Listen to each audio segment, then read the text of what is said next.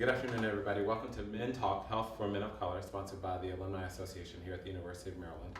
My name is Dr. Carlton Green. I am the director, speak louder, I am the director of diversity training and education here at the University of Maryland in the Office of Diversity Inclusion. I am going to be moderating today's panel, and I'm going to turn to my colleagues here and ask them to introduce themselves. They're going to tell you a little bit about who they are, why they agreed to participate in this panel, and they're also going to identify themselves racially. And for myself, I identify as an African-American male person. So I'm Dr. Ted Pickett Jr. I am Interim Associate Director for the Counseling Center. I identify as African-American male. And I'm here, why I joined is because I'm excited for the opportunity to actually get to share a bit of what I've learned over my journey and as a male of color, and also to be engaged, my colleagues in this conversation to continue to learn. I'm Darren Freeman-Coppadge. I am one of the new staff counselors here at the Counseling Center. I'm also an alum of the University of Maryland, College Park. Graduated in 2001. And I identify as an African-American male. Though I look ethnically ambiguous, I could probably go anywhere and fit in anywhere. But I do identify as an African-American male. And I came because, one, the panel is a wonderful panel and would love to, wanted to interact with them.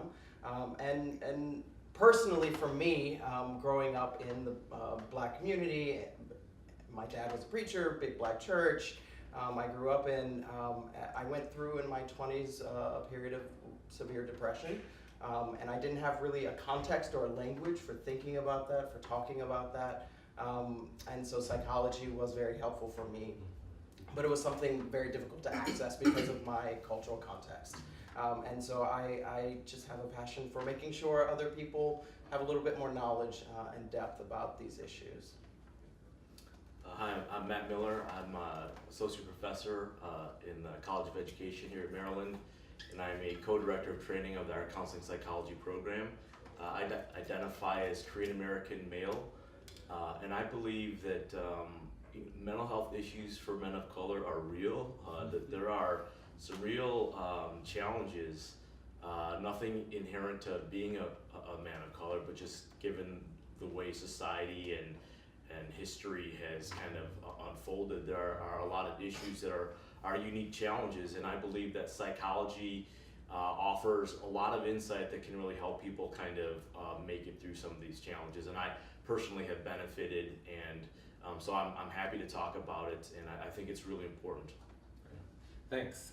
So today what we really wanted to do was have an honest conversation, this roundtable here, and maybe be a little bit transparent about mental health related issues as well as and how they affect men of color, given our roles as psychologists, as educators, and the populations that we've worked with.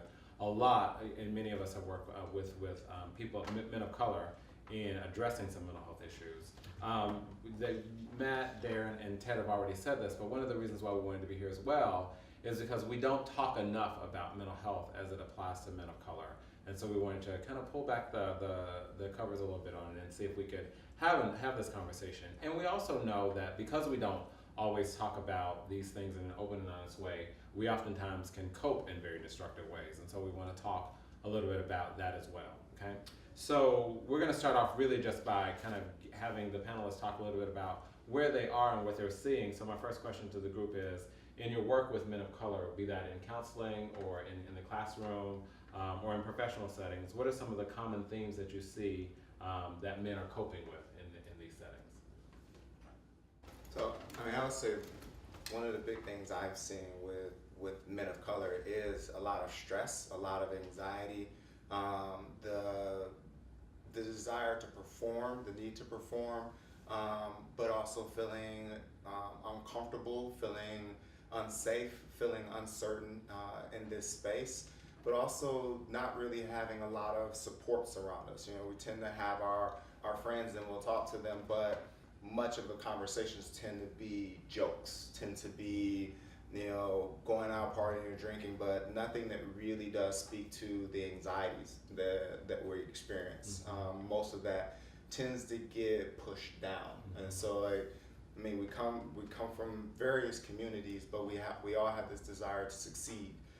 We walk into this space where we're not perceived as capable, and and so the stress to try to perform, to be seen as capable, puts a big burden on us. I would resonate with a lot of that. I see a lot of young men of color in my office, and have for several years in counseling, who what comes up for me a lot is hiding and masks, and because they've not had spaces to feel safe and talk about these things at a deeper level.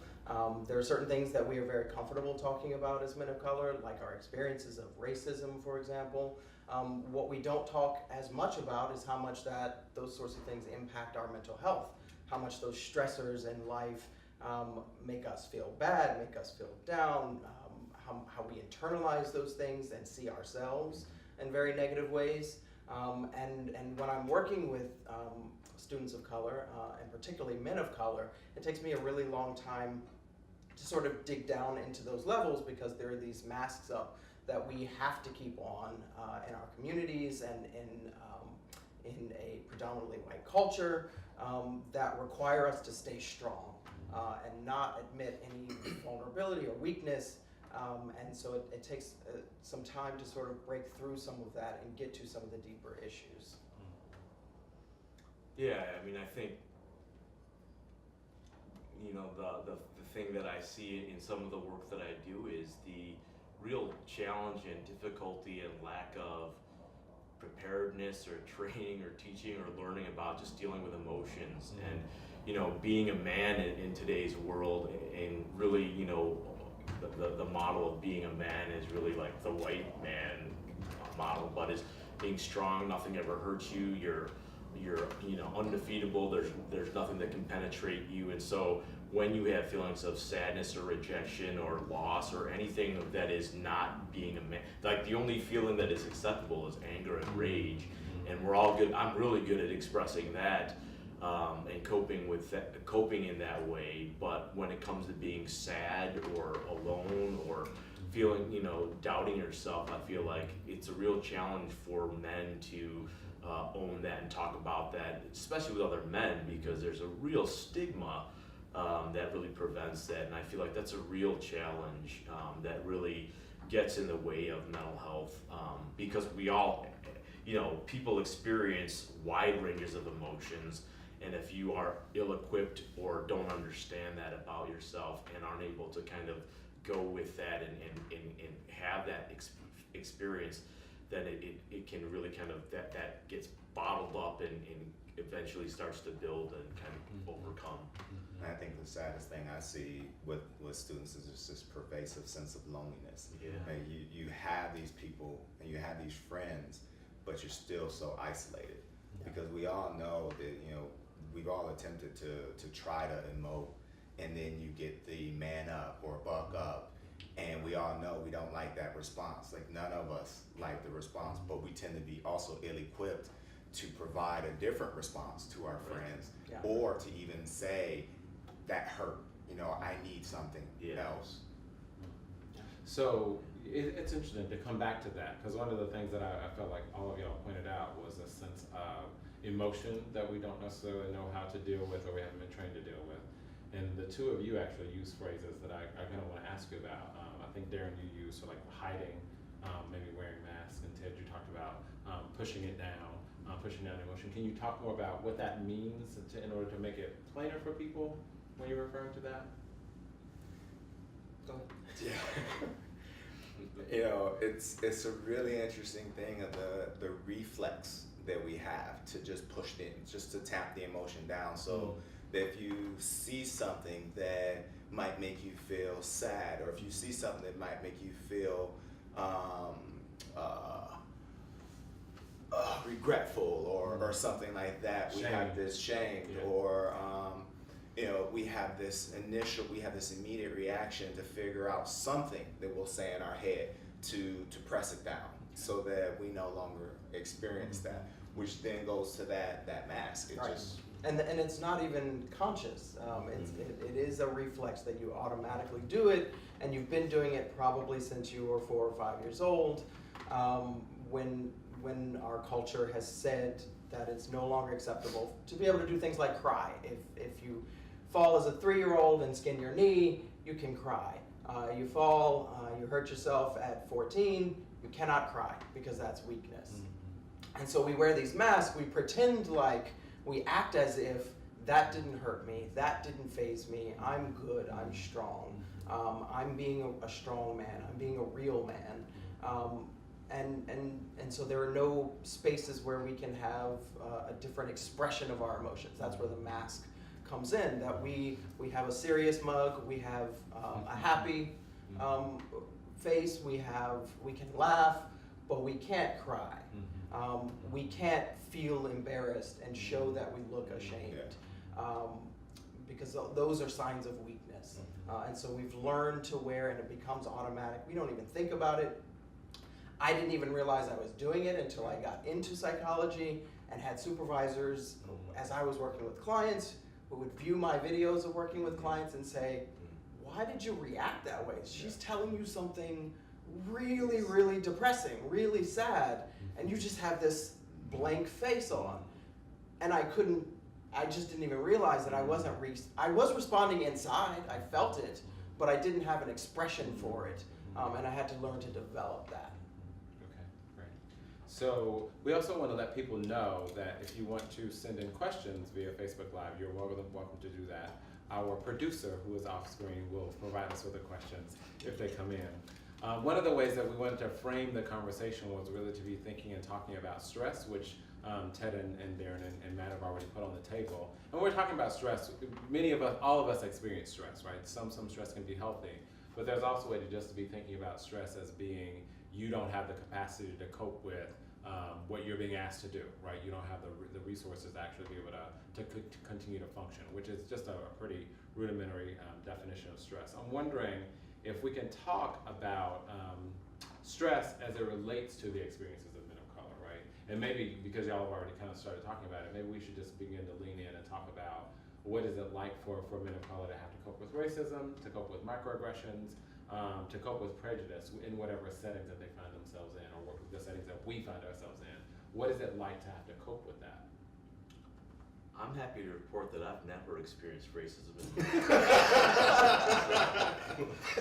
No, it's like, I have people in my life who do not identify as persons of color, so, it's every day it's on my mind.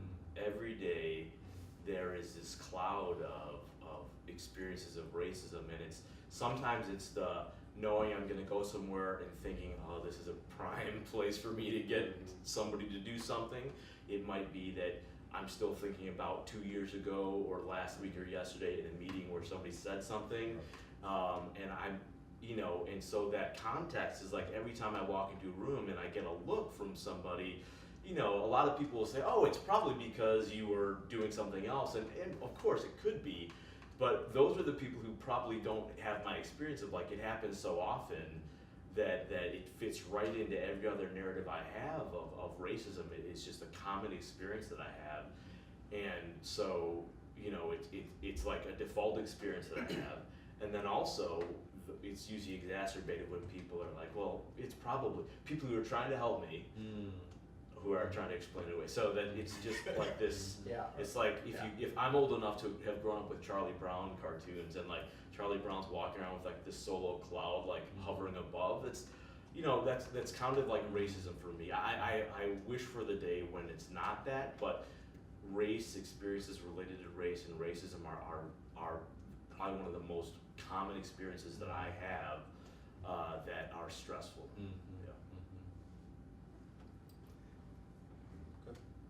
I can echo that. I think the walking into any space, my first thing is to scan the room to see who's there. If I haven't already predicted that before when the meeting was scheduled, who's there? What looks do I immediately get? How much are folks engaged with me?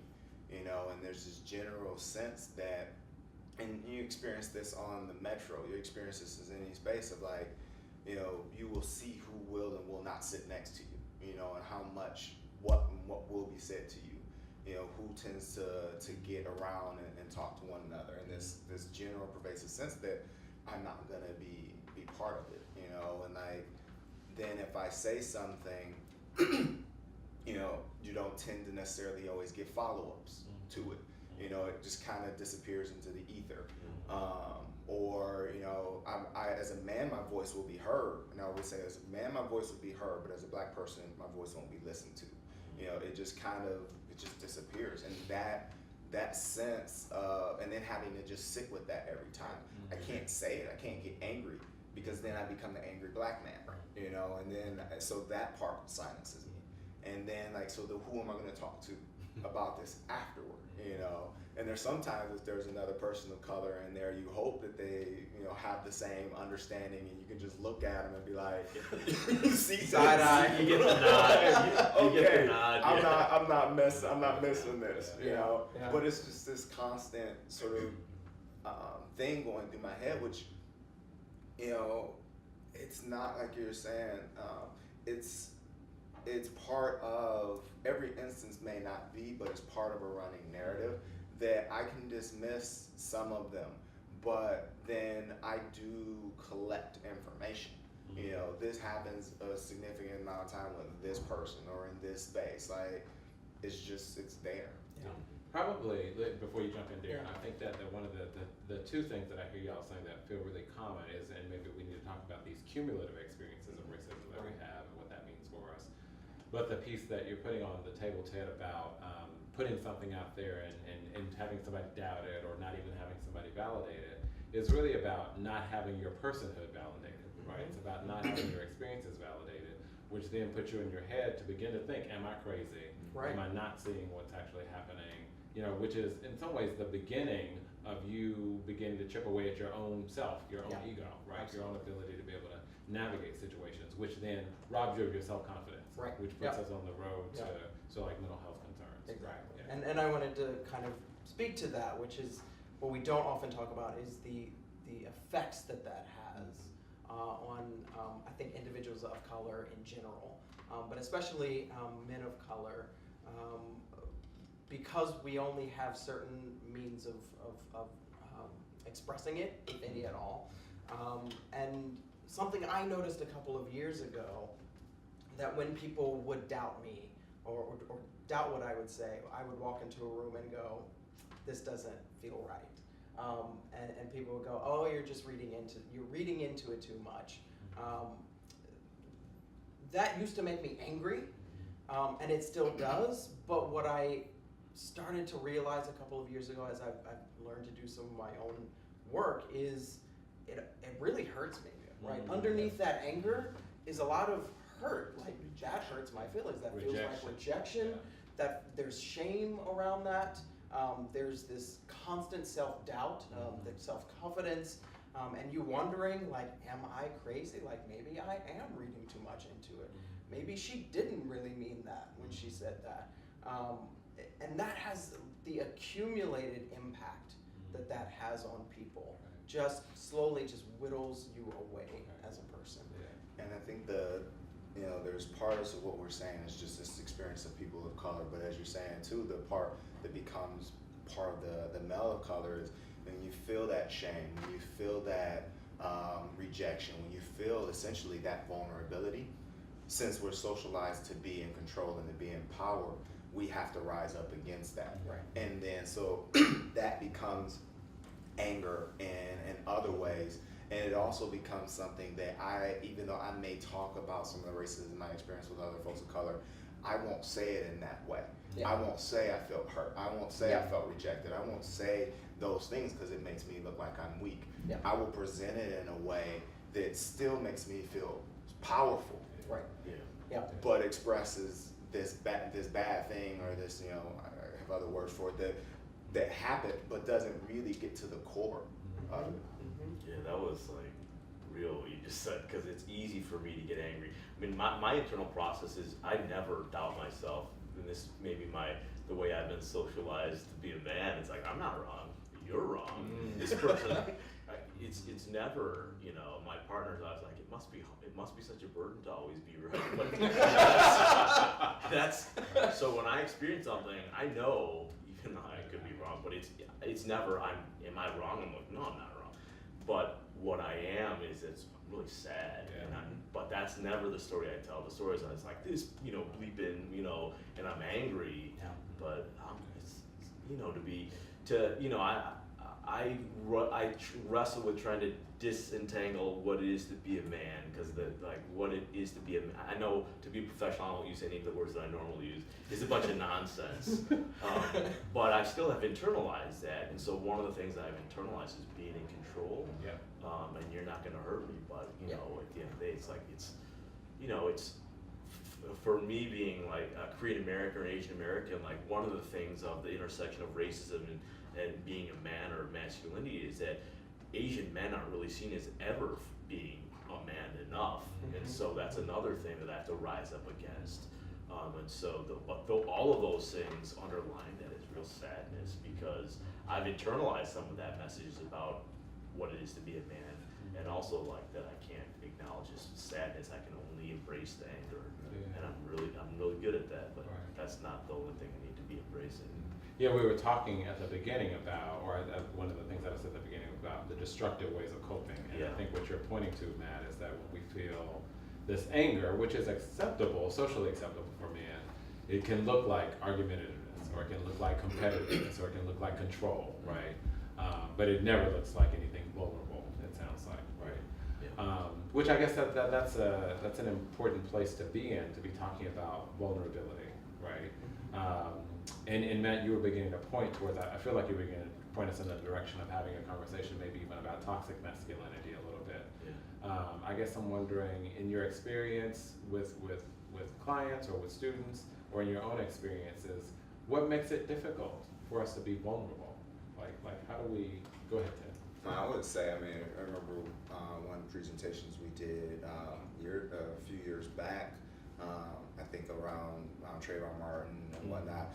And I remember as we were doing the presentation, one of the things that dawned on me was that not only as men of color do we not allow ourselves, but society don't allow us to be vulnerable. So in these situations in which, you know, we may be, you know, brutalized by police or whatnot, we're not allowed to be afraid in that. You know, in some way, somehow, we're the aggressor. You know, we're not the victim. And so it's part in us that we don't, but it's also part in society. And I can't say it's a chicken and egg which started what, but that we're also not allowed to. Which is a really interesting thing to think about. I think that since Trayvon Martin happened, and we've seen so many of these broadcast or televised or these social media clips of black people being killed. One of the things that, you know, has of course come out of this is that the people who do the killing get to say, well, I was afraid for my life, right? But there's no allowance for the possibility that we could be afraid, right? As the targets of these killings, right? I mean, in some ways, it really goes to this relationship of other people get to be afraid, but we don't, right? There's nothing that we can tap into there, right? Or we're not allowed that anyway.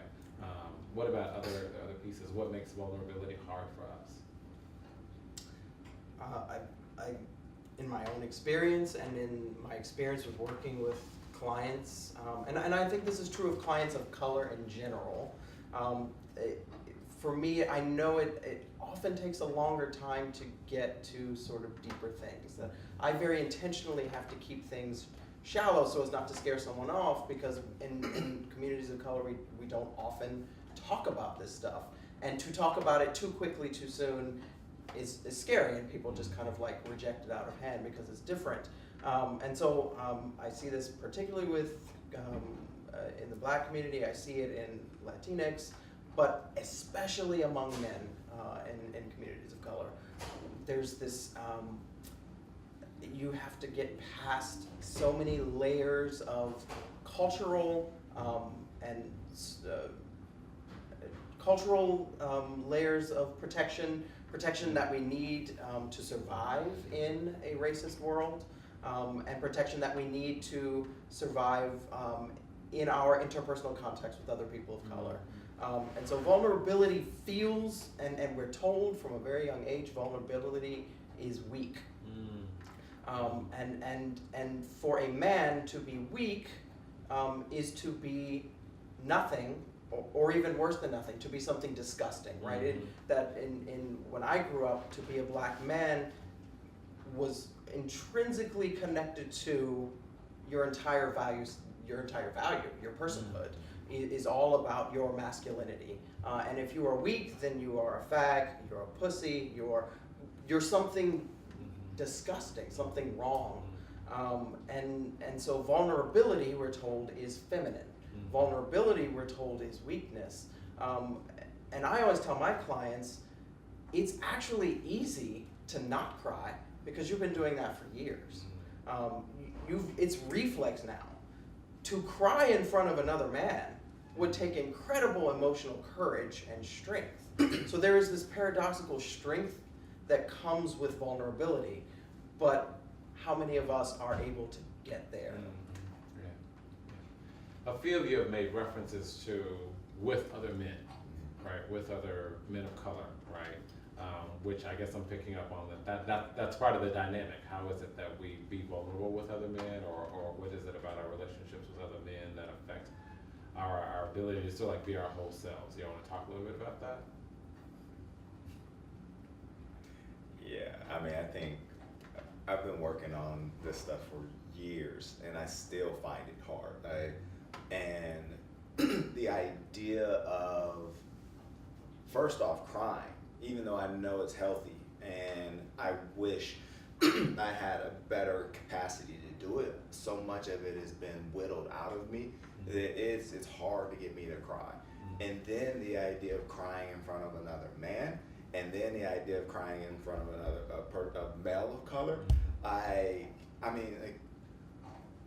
remember, when my grandfather passed away, I was texting my dad, and I think he mentioned or implied, that he wasn't doing well, and he apologized to me for it.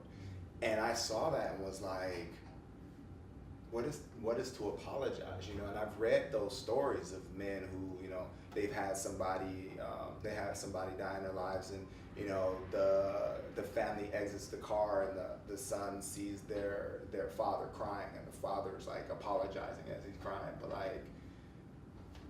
there's this sense of you're not allowed to do any of that, and particularly, you have to buck up, and to do it in front of another male. It's the male. Well, I shouldn't say just the male, but it's probably initially the males in our lives who told us, be a man, stop crying, and so it immediately makes it harder in their presence.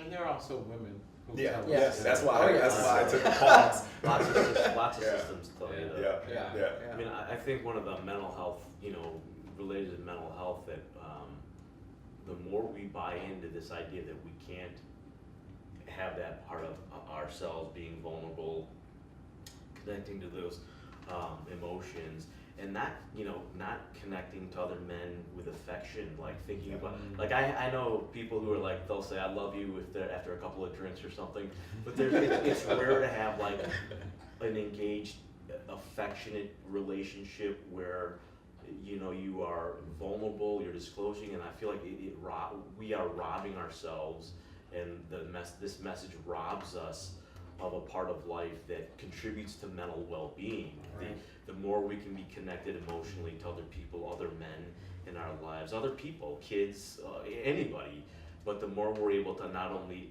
allow ourselves to experience those emotions, but also experience them with another person and connect with them in a real deep and meaningful way, the less we're able to do that, the less good mental well-being we're getting. And so, that's the thing that I know that about myself. I'm very much, I know all this stuff intellectually in my life. It's damn, that's hard. So, and I know that myself and people around me would be better if I could be, but it's so hard. So one of the things is if you're watching, or this is not a simple thing to just become aware of and be oh, I'm gonna do that. You can know it and then just spend years just trying to undo that. Unpack. It's because Well, this. I wanted to acknowledge something because you used some words that I could feel myself reacting to. Affectionate Yeah, yeah. and love. Yeah, And I immediately got uncomfortable. Yeah. Like, how do I express that? And so I want to acknowledge probably viewers may have felt the same way. And why is that, Yeah. right? And so that's still something, even though Yeah. I've been doing this work for years, I still have this immediate fear of like, no, I can't. I'm afraid of that's wrong, shouldn't do it. Like so many emotions that come up just hearing certain words. Yeah. And I know that the effect of not being able to dig into that and being able to express that, how that plays out for us. That when we rob ourselves of affection, when we rob ourselves of deep, meaningful, intimate relationship with other men, that turns up in our lives, and it makes us hard, makes it difficult to relate to our friends. It makes it difficult to relate to our partners. Our partners hear this. Our partners complain, right? Why can't you be close? Why can't you just tell me how you feel? Why can't you, right? And in worst cases, we stuff those emotions down so much, it turns into so much anger that just gets spilled and filtered out and directed at everyone around us because we've just never had a proper place to process our emotions and direct them in other ways and in appropriate, healthy ways.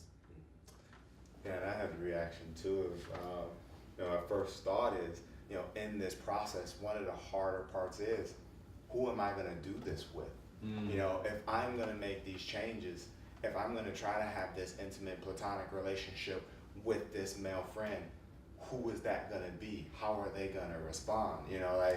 That becomes part of the challenge in navigating it, is we've all been socialized in the same way. So and I had that same reaction to affection.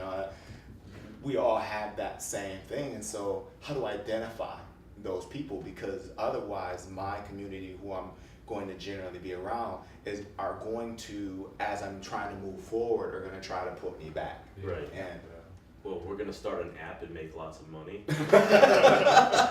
Trademarked right here. Yeah, we have a question? So one of the questions that came in was, how can therapists create the space to allow for men of color to share their feelings in sessions? Great question. And I think one of the things I start with is, one of the big things for me is, and I experience this, is most of us don't have the vocabulary. We know sort of the major emotions, sadness, happy, anger, things like that, but we don't know the plethora of other words there are to express what they are, what our emotions are, or even to really identify them. And so that's one of the first things I try to do, whether it's, starting off with an emotion wheel, because you need the words, or a faces diagram. Doing some journaling to be able to start to write out what's going on and start to figure out what the emotions are.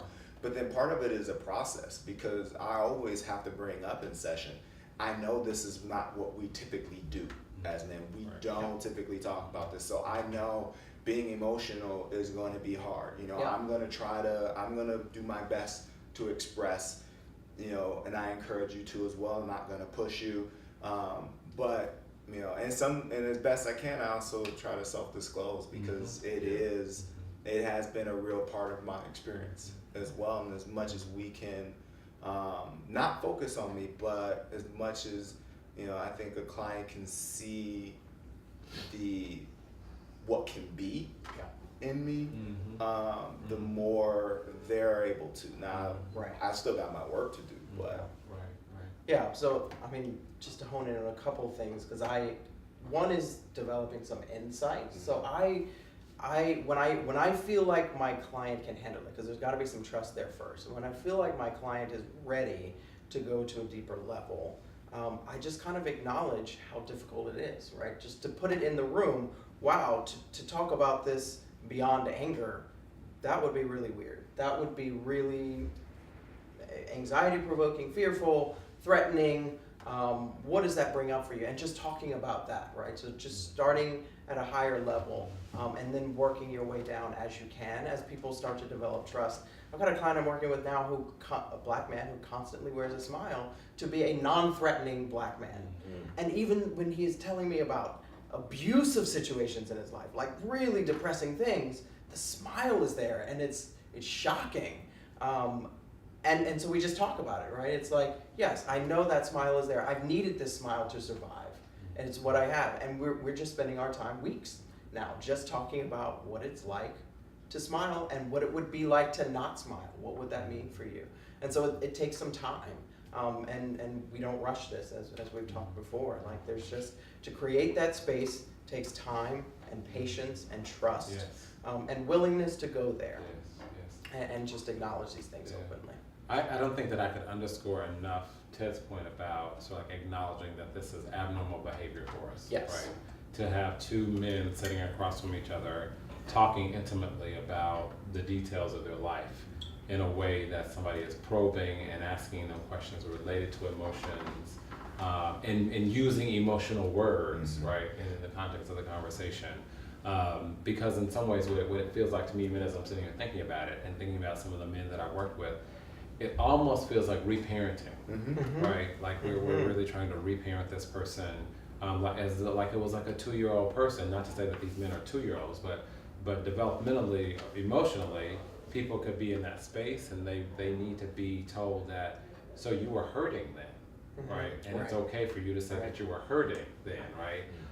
And then also there's a part of it that's about checking in with the other person and saying, so like, what's that like to share with another man sitting across from you that you are hurting, right? To really be in a space where you are encouraging somebody to practice doing it with you. It's a place where they have relative comfort in that if they can't tolerate being this way in the world for 50 minutes or however long, they can be in there. You can have this kind of experience, process it at the end, and then let them go out and come back, and they're going to build up, just like a muscle or anything else. They're going to develop this ability. But I think the idea of the immediacy of using the relationship, the therapeutic relationship, is the way to have, it's a sampling of what an affectionate relationship can be in the real world, and that you're gonna do it in a way that is gonna, you're gonna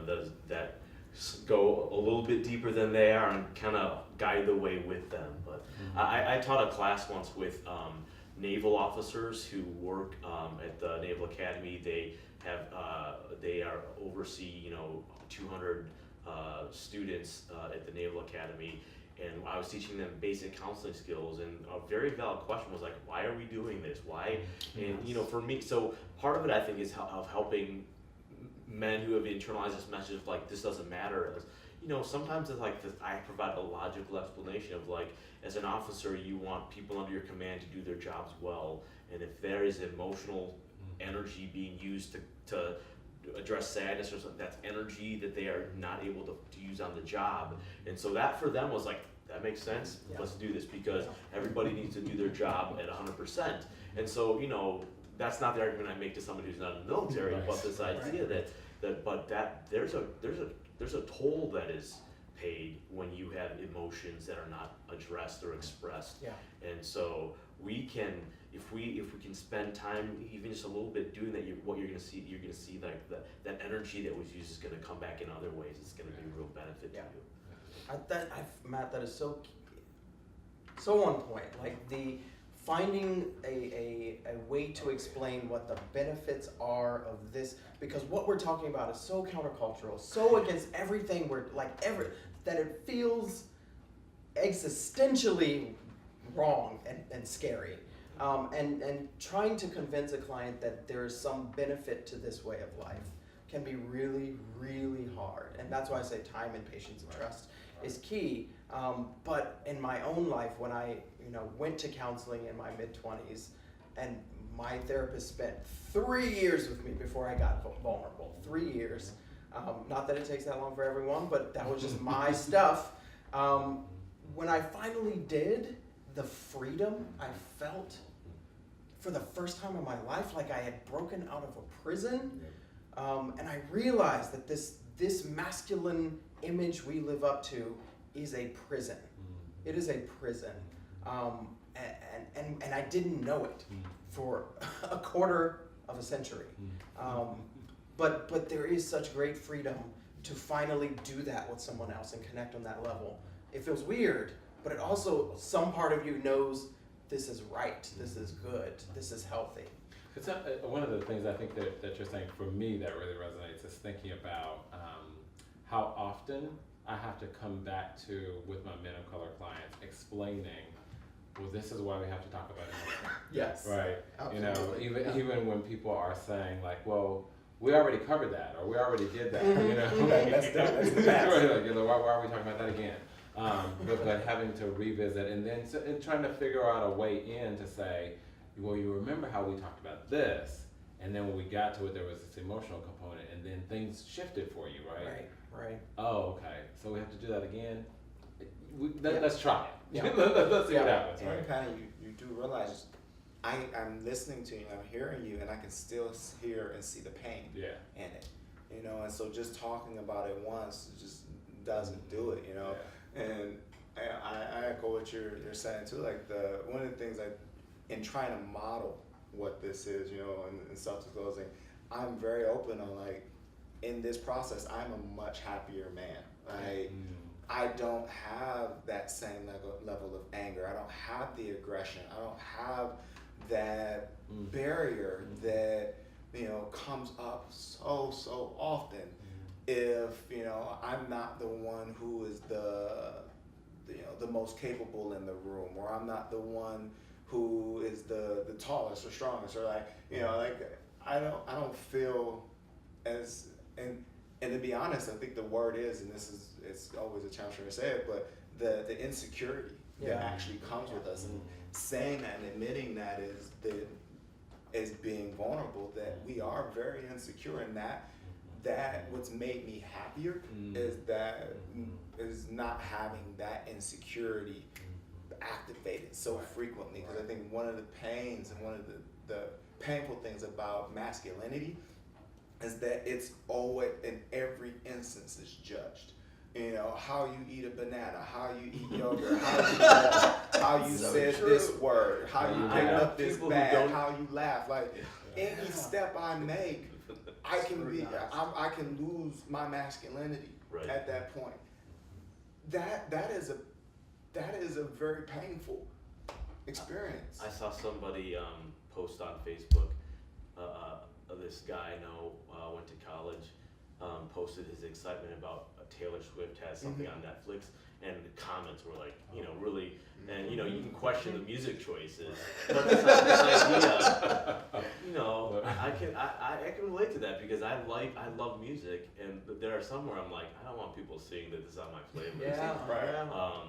And not because of the music quality, but just because of like, I don't know that a 40-ish-year-old man is supposed to be listening to this kind of music. But something you said too, first of all, when you were sharing the prison, it was like one of those, for me, the only time it's okay for a man to emote is like Rudy, the movie Rudy, or like, I was feeling like inspired when you were saying that, and I was gonna say, that's probably like the only acceptable thing for men to be emotional about is when it's something like that. But walking into a room when there are other men, it's like I've learned you're always like evaluating where do I fit in relation to everybody in the room, and it's you know, we want to be the best, but that's just such nonsense, and it's and for me the emotional piece is, you know, at my stage in life and after all the things that have happened in my life, you know,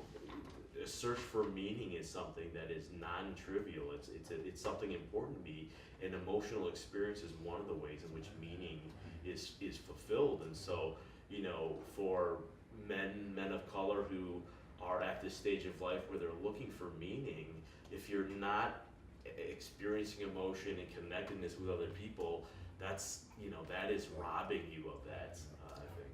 So true. A few years ago, one of us found an article. Ted and I used to work together, and one of us found it, and we shared it with the other one. I can't remember who it was, right?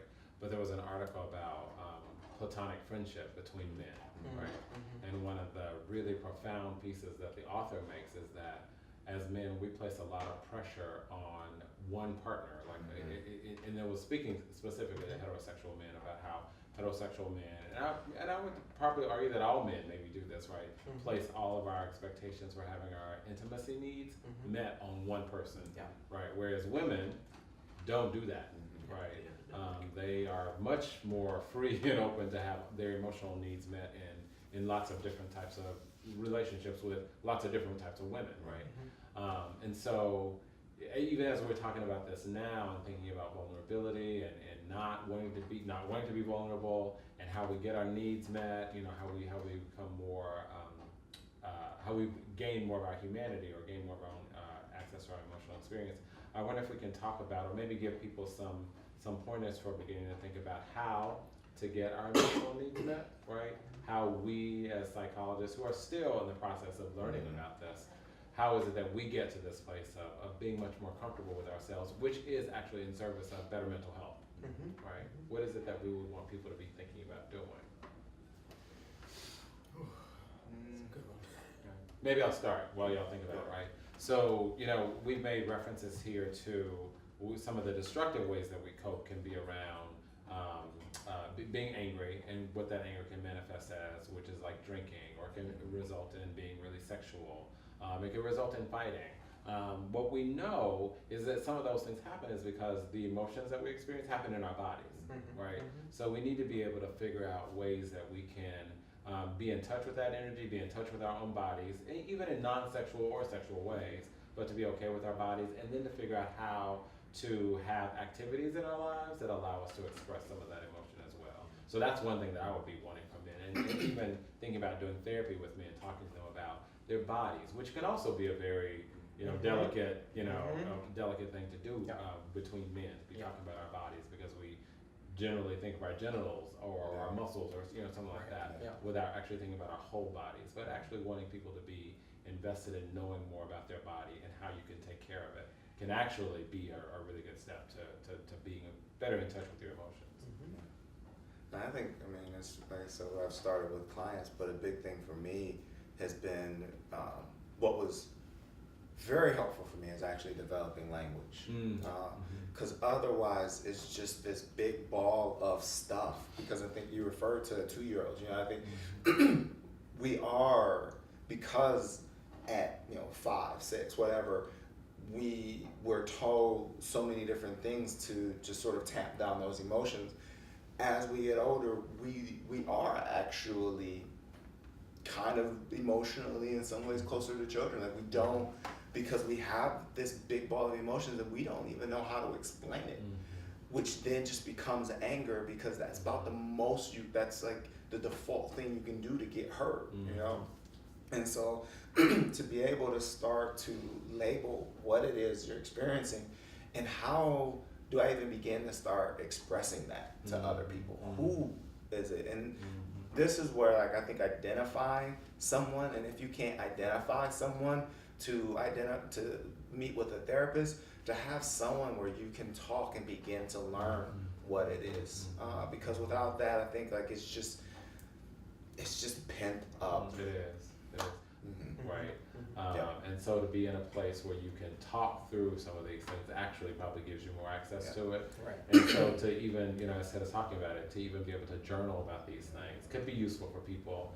To actually be able to pray out loud could actually be useful for folks as well, right? Depending upon what your preference is for how you currently relate to people, if you're trying to develop new ways of relating, but to be expressive with your language some type of way feels really useful. And the language has to match the nuances of our relationship, or of our emotions, because our emotions, like when you talk about the difference between feeling frustrated and annoyed, they're similar, and we have this sense of the difference between them, because they feel different. They are distinct, but there's some overlap.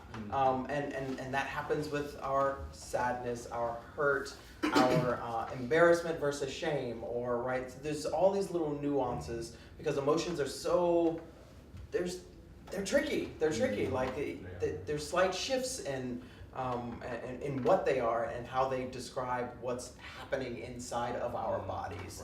Right. And so being able to work through that with someone, that's why I think therapy can be helpful, because therapists know this language. We operate in this language all the time, and we can help people sort of discern, well, is it jealousy or is it, right, you know, all those little nuances.